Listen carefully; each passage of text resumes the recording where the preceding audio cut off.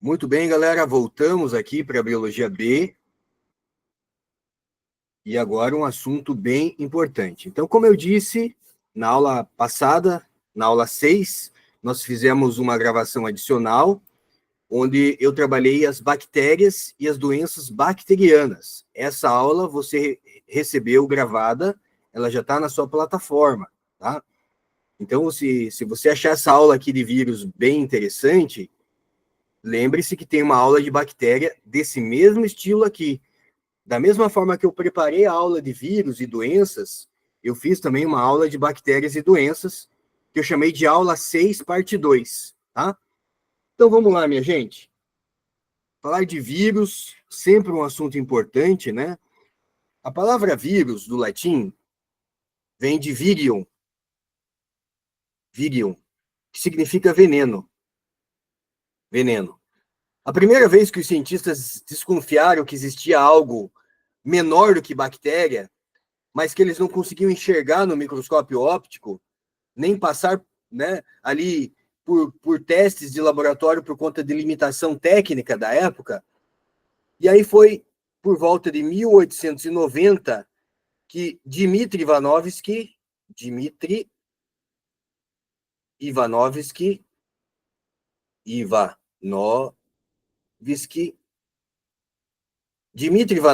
gente, em 1890, ele não soube definir exatamente o que era um vírus, mas ele disse, olha, existe algo menor do que bactéria. Me parece ser uma partícula infecciosa, uma partícula de veneno, e é daí que vem a palavra vírus.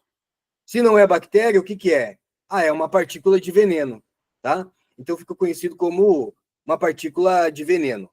Hoje, a melhor definição que eu tenho para vírus é: o vírus é uma entidade diferenciada de vida, beleza? Então, vírus é uma entidade diferenciada de vida. Aqui a gente vai compartilhar várias imagens legais para vocês. A gente vê aqui em vermelho o vírus Ebola, né? Mas eu quero começar com a parte básica. Características dos vírus. Os vírus são estruturas acelulares, ou seja, não têm estrutura celular. Vírus são parasitas intracelulares obrigatórios e eles são altamente específicos. O que significa dizer que um vírus é altamente específico, galera? O vírus que ataca a planta só ataca a planta. O vírus que causa câncer de colo do útero, como é o caso do HPV, ele vai causar câncer de colo do útero, não vai causar outros tipos de cânceres. Então, os vírus, eles são altamente específicos. Os vírus têm capacidade de reprodução, os vírus têm capacidade de mutação, eles sofrem mutação, e os vírus têm capacidade de adaptação. Então, veja, eu tenho duas situações aqui. Situações que me fazem pensar que vírus não é vida, porque não tem célula, é um parasita intracelular obrigatório, e de outro lado, características que me fazem pensar que vírus pode sim ser considerado um ser vivo. Por quê? Porque ele reproduz, ele sofre mutação, ele sofre adaptação, ele tem material genético, DNA ou RNA. Ninguém vai te perguntar se vírus é vida ou não é vida. Num vestibular, a pergunta que pode acontecer é: defenda para mim a ideia de que vírus deve ser considerado um ser vivo. O vírus deve ser considerado um ser vivo, por quê? Porque ele tem DNA próprio, ele tem capacidade de reprodução, ele sofre mutação, ele sofre adaptação, né?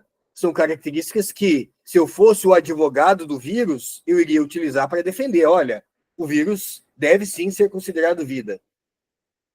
E se eu tiver que escrever defendendo a ideia de que vírus não deve ser considerado um ser vivo? Advogado se baseia em leis. Então, eu vou usar a lei associada à parte da teoria celular. A teoria celular, ela diz o quê? Que toda célula todo ser vivo é formado por célula. E a célula é a menor unidade viva. Se todo ser vivo é formado por célula e a célula é a menor unidade viva, se o vírus não tem célula, ele não pode ser considerado um ser vivo, né? Então, a gente pode se basear na teoria celular. Só que aí eu posso dizer também que a teoria celular é de 1838. E a gente só foi entender realmente o que é vírus em 1935, quase que 100 anos depois, né? Então eu posso dizer que o vírus é uma exceção à teoria celular, né? Ele foge da regra da teoria celular. Por isso que, para mim, Giovanni, a melhor definição que eu encontro para vírus é: o vírus é uma forma diferenciada de vida, ou o vírus é uma entidade diferenciada de vida, tá? Alguns tipos de vírus. Aqui a gente tem o primeiro vírus que foi descoberto, que é o vírus do mosaico do tabaco. Gente, em 1890 foi esse vírus aqui que estava matando as plantações de tabaco que o Dmitry Ivanovsky estudou. Só que o Dmitry Ivanovsky não conseguiu ver esse vírus em detalhe como a gente está vendo aqui. Por quê? Porque é uma característica importante. Vírus só é visível ao microscópio eletrônico. E o microscópio eletrônico foi desenvolvido em 1930. Né? Então, somente a partir de 1930 que a gente vai conseguir visualizar o que é um vírus. Tá? O Dmitry Ivanovsky, por mais que ele seja considerado o pai do vírus, ele não chegou a visualizar exatamente o vírus, né? Porque não tinha ainda microscópio eletrônico. A estrutura básica de um vírus é formada por capsídeo, que é uma cápsula proteica, e material genético, que pode ser RNA ou DNA, tá? Então, uma cápsula proteica, material genético, que pode ser DNA ou RNA. Uma cápsula proteica, material genético, que pode ser DNA ou RNA. Mas espera aí, nesse vírus aqui, que agora é o vírus da gripe, nós temos um envelope membranoso. É uma membrana plasmática? Não, né? Isso aqui é uma capa lipoproteica, um envelope lipoproteico. Quando você lava a mão com água e sabão, você desmonta essa capa lipoproteica, por isso que a gente mata o vírus. Tá? Ah, precisa lavar as mãos com água e sabão. O que a água e sabão faz com o vírus? Se isso aqui é lipoproteico, se é uma capinha de gordura, isso aqui dissolve com o sabão, né, gente? Então, por isso a importância de lavar as mãos com água e sabão de uma maneira, né, que, assim, mais recorrente, ou pelo menos toda vez que você for ao banheiro. Existe vírus que só ataca a bactéria, que é o caso do bacteriófago. O bacteriófago ele tem esse jeitão aqui, né, muito legal. Tem o capsídeo, material genético dele é DNA. A maioria dos vírus entram com cápsula e tudo dentro da célula. Não é o caso do bacteriófago. O bacteriófago ele só injeta o DNA dentro da célula. Ele não entra dentro da célula. Literalmente, o bacteriófago não entra dentro da bactéria. Ele só injeta o DNA dele dentro da bactéria. Aqui a gente vê, então, um vírus não envelopado de DNA. Detalhe para o bacteriófago injetando o material genético dentro da célula, olha só.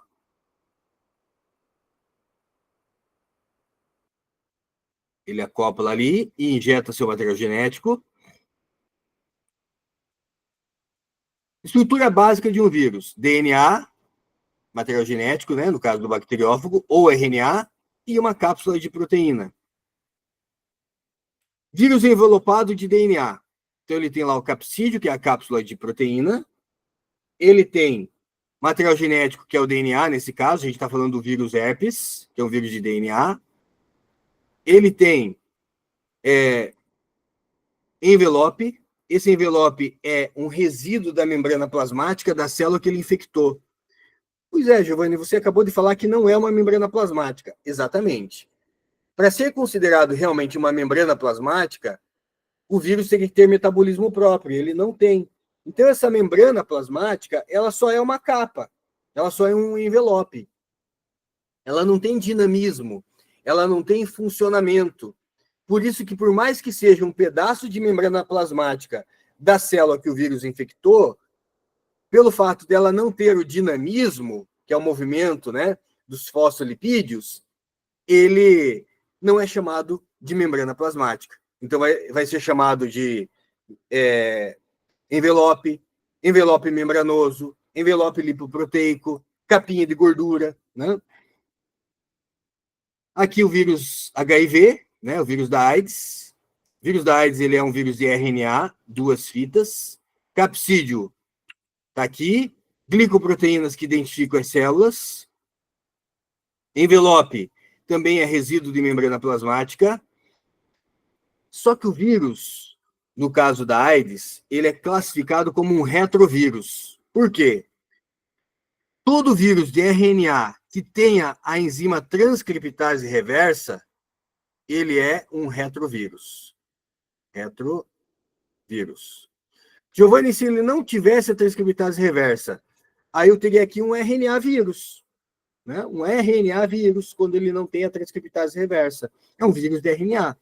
Tem a enzima, é um retrovírus. Tá? O citomegalovírus é a nossa única exceção que vai apresentar tanto o DNA quanto o RNA simultaneamente. Tá? De maneira geral, é um ou outro, tá, gente? Quando eu falo, existe vírus de DNA, existe vírus de RNA, sim, RNA vírus, DNA vírus, retrovírus, e quando tem os dois? Isso é conceito de citomegalovírus. O citomegalovírus, eles têm os dois materiais genéticos ao mesmo tempo, DNA e RNA, beleza? Reprodução viral. Agora dá uma olhada aqui. Eu tenho uma bactéria hospedeira, deixa eu pegar aqui meu laser.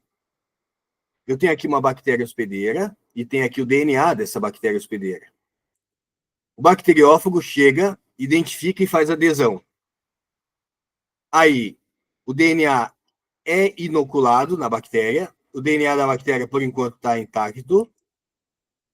Vai ter a penetração, onde o DNA viral penetra na célula bacteriana, formando novos capsídeos. E novos capsídeos. Ele pode chegar a trilhões de vírus em pouco tempo, tá, gente? Ele vai reproduzindo, produzindo novos capsídeos, né? O DNA viral replica e proteínas virais são produzidas, onde nós teremos, então, novos bacteriófagos, que passam por um processo de maturação e montagem, onde novos bacteriófagos são formados, até que aconteça a lise celular. Lise significa rompimento. As bactérias são destruídas e os novos vírus liberados. Então, olha só, né? Bactérias destruídas, novos vírus liberados. Tá vendo que o processo aqui ele foi rápido? Injetou o DNA, fez o processo de cópia de montagem, produziu novos bacteriófagos que causaram a lise bacteriana. Esse ciclo é chamado de ciclo lítico. Ele termina com a morte da célula hospedeira, no caso, a bactéria. O aluno pode perguntar, Giovanni, o vírus não faz mitose e meiose? Não, aqui não existe isso, tá, gente? Eu estou falando de uma entidade que não tem célula, de uma estrutura que não tem célula. Então, aqui, quando a gente pensa em reprodução, eu vou pensar no ciclo lítico e ciclo lisogênico. Qual a diferença? O ciclo lítico, ele é rápido. E ele visa o quê? Matar a bactéria. Uma vez que essa bactéria sofre a lise, ela morreu. E esses vírus que estão brotando, que estão saindo, eles vão infectar novas bactérias, tá? Agora vamos ver aqui a questão, né, de passo a passo. Tem as animações ali. A parte da adesão, a parte da penetração. Deixa eu voltar aqui, senão vai confundir vocês. Então, a parte da adesão, vem a parte da penetração, ele injeta o DNA dele, tem ali o genoma viral, replicação e montagem, e por último, a liberação desses vírus para fora da célula, tá? Então, eles são liberados no processo de lise bacteriana, muitas vezes levando essa bactéria à morte, ele sai a infectar outras bactérias, tá? Vamos ver agora o ciclo lisogênico. Acontece a identificação e adesão do vírus. Esse vírus penetra com o envelope e cápsula e tudo dentro da célula. Liberação de partículas virais. E aí vai acontecer a biossíntese. Veja, o DNA do vírus combina com o DNA da célula e começa a funcionar. É como se o vírus chegasse lá dentro da célula e falasse, espera aí, eu vou lá na central de comando e agora essa célula vai fazer o que eu preciso. Então, ele vai usar a maquinaria celular para poder produzir novos vídeos, produzir novos vírus e montar novos vírus. Novos vírus serão formados. E esses vírus, quando eles saem, gente, olha aqui, né? O envelope sendo formado ali, ó. Um pedaço da membrana plasmática dos vírus, eles são incorporados em células ali, né? Para poder ter esse envelope para ele poder infectar uma nova célula, né? Então, a gente tem aqui a liberação, onde os novos vírus são liberados e a célula continua a produzir novos vírus. Esse ciclo, ele é chamado de ciclo lisogênico. O genoma do vírus replica sem matar a célula hospedeira. Tá? A gente chama de ciclo lisogênico. Vamos falar um pouquinho do HIV? O vírus do HIV, como que ele infecta uma célula? O vírus injeta seu RNA na célula. Uma vez que ele tenha a enzima transcriptase reversa, ele usa essa enzima para converter o RNA do HIV em um DNA, porque o DNA é mais estável, né? E ele consegue entrar no núcleo. Uma vez que ele converte, então, o RNA do HIV num DNA do HIV, ele consegue entrar na célula, no núcleo da célula. E ele se liga com o nosso DNA lá, ó. Então, ele fica mocadinho lá dentro do nosso genoma. E aí, esse DNA, ele vai ter um processo de integração, onde o provírus encaixa no DNA da célula, e a transcrição, o DNA viral comanda a síntese de RNA e proteínas. E aí tem as proteínas virais, a fase de brotamento, onde novos vírus, como eu disse, pode chegar a trilhões de vírus, novos vírus brotam na célula hospedeira. Tá? Então, veja, esse é o caminho do HIV. Né? Tem aqui, ó, a questão para você pensar num coquetel anti-AIDS. O que um coquetel anti-AIDS faz? São drogas, gente, que vão destruir algumas estratégias do vírus. Por exemplo, dentro do coquetel anti-AIDS, tem medicamento que vai impedir o funcionamento da transcriptase reversa. Então, a gente tem aí medicamento para pontos específicos, né? Não consigo eliminar o vírus do corpo, mas eu consigo ter medicação que consegue dar um freio, né? Dar uma freada na doença, tá? Eu fiz um resuminho para vocês aqui, igual eu fiz na aula de bactéria que eu gravei. Esse slide aqui, ele é extremamente importante, gente. Por quê? Porque ele me traz como que eu pego determinadas doenças. Tem doença bacteriana que eu pego a partir de secreção respiratória e saliva? Tem. Rubéola, sarampo, cachumba e gripe. São 4. Eu pego essa secreção respiratória, e saliva e gripe. Então, a gente tem aqui saliva, né? Por exemplo, a gripe. A gente tem aqui a rubéola, né? Sarampo e cachumba. Gente, quando você fala de vacina tríplice viral, eu tenho rubéola, a famosa ressaca, né? Rubéola, sarampo e cachumba. Se você tomou a vacina tríplice viral, você está protegido contra essas 3 doenças aqui. Ah, professor, eu tomei uma tetraviral. Bom, se for a tetraviral, além da cachumba, ele protege contra catapora, tá? Catapora. Então, tríplice viral, rubéola, sarampo, cachumbo, tetraviral, rubéola, sarampo, cachumba e catapora. Gripe também é uma doença que tem vacina, né? Então, essa informação que eu passei para vocês aqui é bem importante. Tem doença viral que eu pego através de sangue contaminado? Tem ebola, herpes. Existem mais de 200 tipos de vírus herpes. HIV, que é uma IST, HPV, né, que está aqui, hepatite B e C. Tá? Então, hepatite do tipo B e do tipo C, posso pegar a partir de contato sexual. A partir de animais vetores, eu tenho dengue, zika, febre chikungunya, que tem o mosquito Aedes aegypti, né?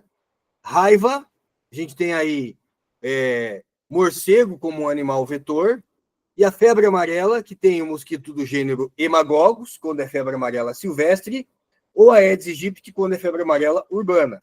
Tá? E através de alimentos e via fecal oral. Temos aqui o vírus que está relacionado à poliomielite, que é da paralisia infantil. Gente, alerta para isso daqui, ó. O último caso de poliomielite no Brasil foi em 1994. Isso aqui é bem triste, gente, porque ele causa paralisia dos membros inferiores, principalmente. Na sua época, não é comum ter um colega na escola que tenha poliomielite. Por quê? Porque o último caso foi em 94. Agora, na minha época de estudante, eu convivi com colegas que tinham paralisia infantil. Por quê? Porque a vacina estava em desenvolvimento, a vacina não era, né, não tinha ainda entendido a importância da vacina. Então, a gente tem aí, né, hoje, uma arma potente de prevenção da poliomielite, uma arma potente de prevenção contra o sarampo, que são as vacinas, tá? Vamos falar um pouquinho de cada uma das doenças aqui, só para você ficar bem treinado. AIDS é o vírus HIV, né? AIDS estágio 1. A AIDS no estágio 1, ela envolve a infecção pelo vírus, que é uma fase assintomática. A pessoa não sente. Estágio 2, a pessoa começa a ter infecções respiratórias. Estágio 3, sintomas como diarreia crônica e tuberculose. Estágio 4, quando a pessoa chega no estágio 4, o sistema de defesa dela, as defesas estão muito baixas. E aí, essa pessoa está suscetível a doenças oportunistas, como toxoplasmose, candidíase e o famoso tipo de câncer que nós chamamos de sarcoma de Kaposi. Tá vendo essas manchas escuras no corpo do paciente? Gente, isso aqui é um tipo de câncer, conhecido como sarcoma de Kaposi, tá? Combinei aí de falar sobre vírus, mas trazer aqui também esse algo a mais para vocês, né? Nessa aula, então, eu gosto de falar, pô, tem algum vírus que causa câncer? Tem, o sarcoma de Kaposi é um tipo de câncer, gente, né? Então, o HIV é um vírus que causa câncer. O HPV é o vírus que causa câncer de colo do útero.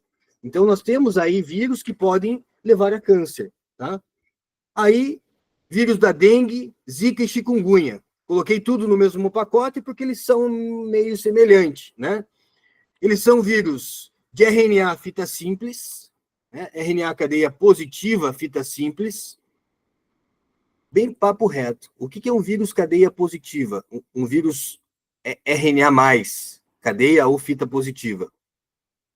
É um vírus que, quando ele entra na célula, ele já funciona como um RNA mensageiro.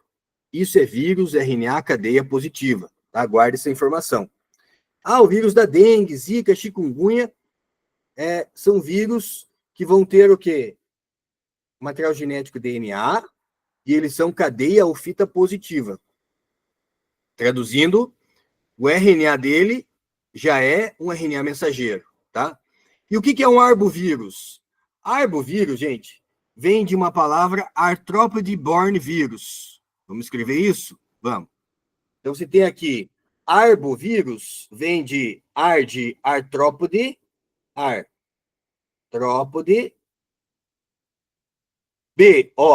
borne, vírus. Quais são os arbovírus que eu tenho que saber? As arboviroses. É um vírus que está plugado em artrópode. Por exemplo, o vírus da dengue, ele está plugado em qual artrópode? No Aedes aegypti. Então, é uma arbovirose. Zika. O vírus Zika está plugado no Aedes aegypti. Está sendo veiculado pelo Aedes aegypti. Né? Febre chikungunya. O vírus da chikungunya está sendo veiculado pelo Aedes aegypti. Então, são arboviroses. Tá bom? O HPV. Falei para vocês que o HPV, o papiloma vírus humano, também é um vírus que pode levar a câncer de colo do útero, inclusive, que é um câncer bem perigoso, né? Então, nós temos aqui a pele da pessoa, né? Ali, a derme, aí vem a membrana basal, aí vem a parte, né, do tecido conjuntivo, gente. E aí você tem ali a possibilidade de uma infecção, ó. Uma vez que infeccionou, isso vai formar verruga genital. Nem sempre é na genitália, pode ser verruga em qualquer parte do corpo. Por isso, se você tiver alguma verruga no seu corpo, né, minha avó falava birruga, né? Se você tiver alguma verruga no seu corpo, próxima visita que você tiver num dermatologista, peça para ele avaliar, né? Então, aquela verruga que ela é mais saliente, que está aumentando, pode ser HPV, né? E se isso estiver acontecendo lá no colo do útero, pode levar a câncer de colo do útero. A principal causa de câncer de colo do útero é o HPV, papiloma vírus humano. Esse vírus tem vacina, gente. O SUS fornece vacina, só que é só por um intervalo de idade, ali mais na fase de adolescência. Se eu quiser tomar uma vacina de HPV, eu tenho que pagar, eu vou para a rede privada, né? Eu não estou nessa fase de adolescência ali dos meus 12, 16 anos. Mas quem está nessa fase dos 12 aos 16 anos, vale a pena procurar um posto de saúde para tomar essa vacina, tá? Já que é uma vacina cara, mas que o SUS fornece, beleza? Infecção persistente depois de 1 a 2 anos, HPV ativa, onde já tem a possibilidade da formação de câncer, ó. Oncogenes. Então, você já vê aqui, ó, um estágio, né, mais avançado em relação ao estágio intermediário. E aqui o detalhe, né, para as verrugas na região genital. Câncer no colo do útero, ânus e garganta. Tá? Como que eu previno? Vacinação e uso de preservativo. Tratamento. Tratamento é cortar fora, queimar, cauterizar essa verruga, gente. Ele pode cauterizar por calor, ele pode cauterizar por frio, que daí não é cauterizar, é processo de criogênese, né? Acho que é isso, mas que ele vai usar o frio, né? Então, cauterização é queimar por calor, né? E o processo de criogênese ali é quando ele usa o temperatura, tipo, ele pega lá um cotonete, ali, coloca em contato com nitrogênio líquido, numa temperatura de tipo menos 200 graus, e encosta na pele e causa uma queimadura por frio também, tá? Ele queima a verruga, mas muitas vezes essa verruga ela volta, e aí ele tem que repetir o processo de queimar novamente, passar cremes que vão irritar a pele para tentar chamar a atenção do sistema imunológico naquela região, né? Então, nós temos aí uma doença perigosa que pode levar a câncer. Febre amarela, gente. Na prática, só existe um tipo de vírus para febre amarela. Só que existe a febre amarela que é transmitida por um mosquito silvestre, que é o Hemagogos, e existe a possibilidade do Aedes aegypti também transportar o vírus da febre amarela. No caso da silvestre, o macaco contaminado é picado pelo mosquito Hemagogos. O mosquito é contaminado e passa a carregar o vírus. Uma pessoa não vacinada é picada em área silvestre, leva o vírus à cidade e inicia o ciclo urbano. Aí nós temos o mosquito Aedes aegypti carrega o vírus quando pica uma pessoa contaminada. O mosquito infectado pode transmitir a doença para outras pessoas da cidade. Então aqui a gente tem, né, o processo de disseminação envolvendo mosquito. Como que eu previno? Combato o inseto vetor, evitar deixar água parada, toda aquela história que a gente já conhece, né? Febre amarela tem vacina, não tem cura, mas tem tratamento, requer diagnóstico médico, requer exames laboratoriais de imagem, é uma doença que tem alto índice de mortalidade, gente. Em torno de 40% de mortalidade para uma pessoa que foi hospitalizada com febre amarela. Então não é brincadeira. Ah, se pegar, tá tudo bem. Febre amarela não é igual a uma gripe. Febre amarela tem 40% de chance de matar a pessoa, tá? Então, por isso a importância da vacina. Sintomas: febre, dor de cabeça, náuseas e vômitos. Casos graves, problemas cardíacos, renais e hepáticos fatais. Tá? A vacina é recomendada até 10 dias antes de viajar para áreas de risco. Então, se vai viajar, hoje nós não temos nenhum caso de febre amarela urbana no Brasil. O último caso de febre amarela urbana no Brasil foi em 1942. Quando fala de febre amarela atualmente no Brasil, é a febre amarela ciclo silvestre. Então, se você vai para São Paulo, correr lá no Parque Ibirapuera, se você vai para a região de Mata Atlântica, se você vai região para Floresta Amazônica, são regiões que você está entrando em contato com o mosquito hemagogos, que é o mosquito de mata fechada. Tá? Então, aumenta-se o risco. Aí é a importância de usar um repelente, né? A doença se manifesta de 3 a 6 dias depois da picada e não passa de uma pessoa para outra. Tá? Sarampo. Sarampo é uma doença que está em evidência, né? Então a gente tem que entender bem. Sintomas: febre alta, coriza, olhos vermelhos, manchas brancas da boca. Erupção se espalha pelo corpo. Altamente contagioso. Afeta crianças. Achei que não tinha colocado ali, mas eu coloquei. Afeta principalmente crianças. Então, altamente contagioso e afeta principalmente crianças. Aí. Aqui nós temos a vacina tríplice viral. Lembra da ressaca, rubéola, sarampo e cachumba? Que pode ser tetraviral, rubéola, sarampo, cachumba e catapora. Então, altamente contagioso, afeta principalmente crianças. Era uma doença que estava sob controle no Brasil, mas nós tivemos a reentrada do sarampo, a recirculação do sarampo. É uma doença reemergente no Brasil, infelizmente, né? Como corre o risco com a poliomielite. Não temos casos de poliomielite no Brasil hoje, mas, né, a gente está em alerta em relação à possibilidade desse vírus voltar a circular no Brasil. E nós fechamos aqui com mais algumas doenças causadas por vírus. Por exemplo, a raiva é o lissavírus. A prevenção tem a vacina antirrábica. O tratamento, limpar a ferida, e também tem vacinas e soros que são preventivos. É transmitida pela saliva do animal infectado. Sintomas: babar em excesso, convulsão, sensibilidade exagerada, perda da função muscular, espasmos musculares, dificuldades de engolir. Gente, você não tomou essa vacina, com certeza. Eu não tomei. Por quê? Porque não precisa. Só vai tomar a vacina da raiva profissionais que tenham risco. Por exemplo, se eu trabalho com adestramento de cães, eu estou em risco de ser mordido por um cachorro, né? Então, não é o tipo de vacina que tem campanha de vacinação, não.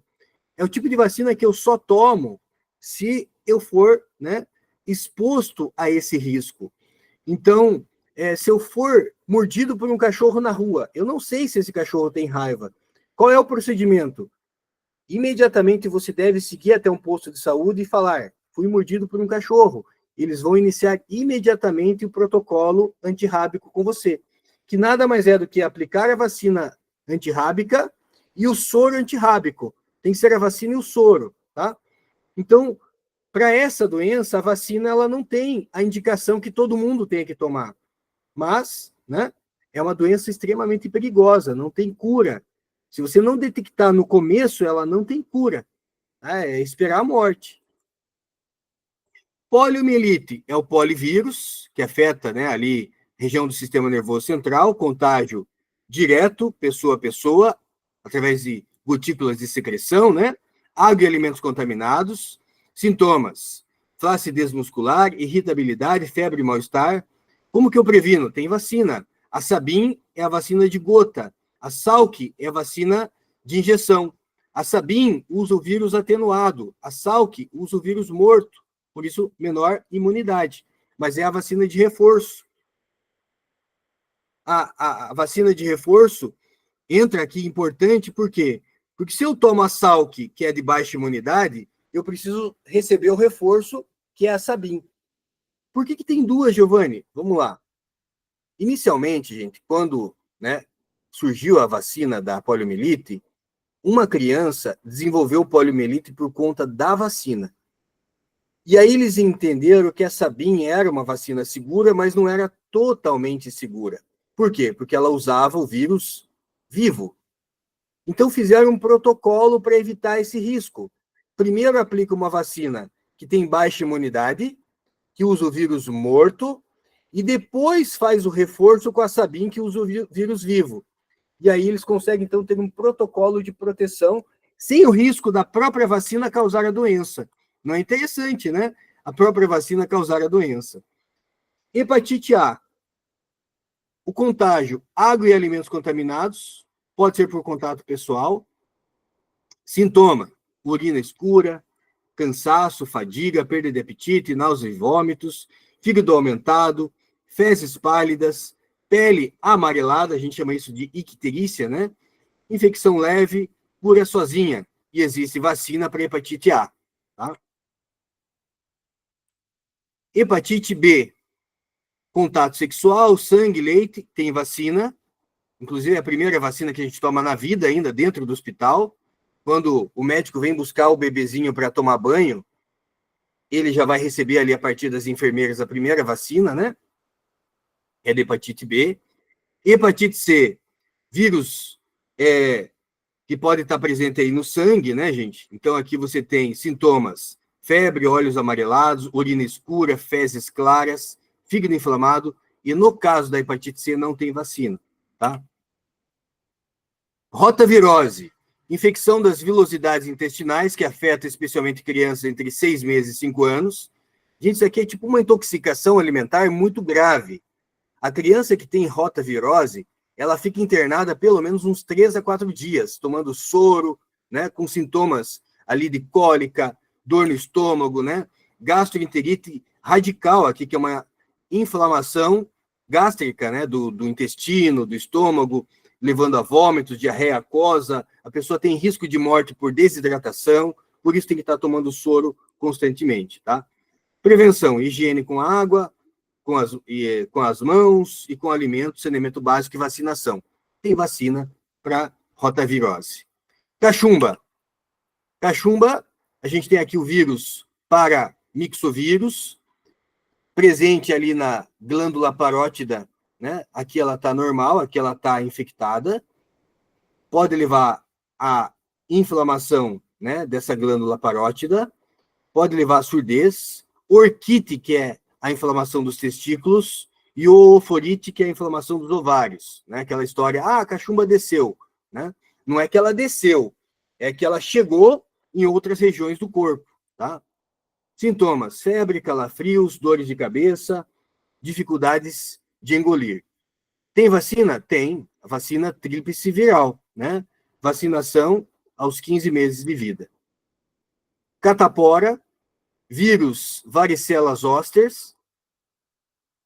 Sintomas bem visuais aqui, né? Erupções avermelhadas, vesículas com líquido, febre, falta de apetite, né? Então você tem ali as úlceras, ó, bolha, próstata, pápula, tudo isso aqui é sintoma, né, de alguma etapa do vírus da catapora.